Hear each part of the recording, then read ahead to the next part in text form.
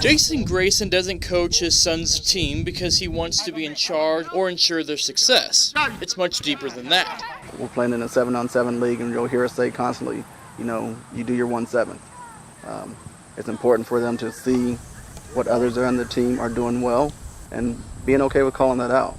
It's not all about you. For us to be successful, the entire team has to do their 1-7. The Plattsburgh native and former Missouri Western State University standout football player wants his team to be much more than just youth football players. Sure, he wants to win, but it's also about helping these guys grow mentally and emotionally through football. Here's the bar, and once we dip beneath the bar, it's your responsibility as a teammate to say, hey, we don't tolerate that. Let's get back above the standard. And let's make sure we hold ourselves accountable to staying above the standard. He's created a bond and friendship with a fellow parent that wants to help the next generation too.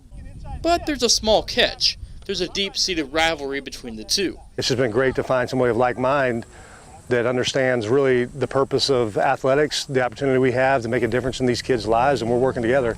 There's so many things in our world right now that should, according to conventional wisdom, drive us apart. He's a Griffin, I'm a Bearcat. He's an offensive guy, I'm a defensive guy. He's short, I'm tall. He's good looking, I'm ugly. I'm fast, he's slow. It's this type of bond that allows their kids and the team to go out and enjoy just playing football. And it's noticeable during practices. We all love football. We're all old and beat up, washed up football players, but we love the game. And so to be able to come out and be with the kids, try to give them a little bit of tidbits that we've learned and just help them be good football players, but also good people too. Grayson and Simmons aren't the only former college football players out here either.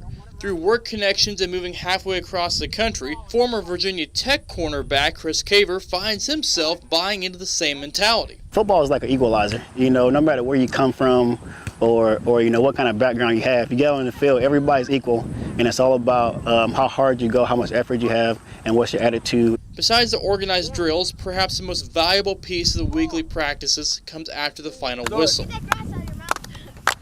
After each practice, the team comes around and talks about the qualities and abilities they see in one another. It doesn't have to be football either, just something to make sure this is so much more than just being another team. I can tell you they will be high integrity, high character individuals, because if we see something going awry, we're going to stop. We're never going to try to embarrass a kid, but at the same time we're going to correct the behavior and make sure that they know.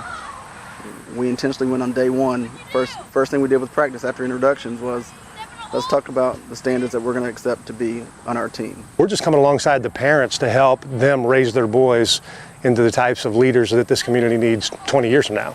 So we don't measure our success based on what our win and loss record will be this year. We hope to win more games than we lose. We want to compete. But ultimately, if you're asking me how's our team this year, the appropriate answer should be, I don't know, I'll tell you in about 20 years.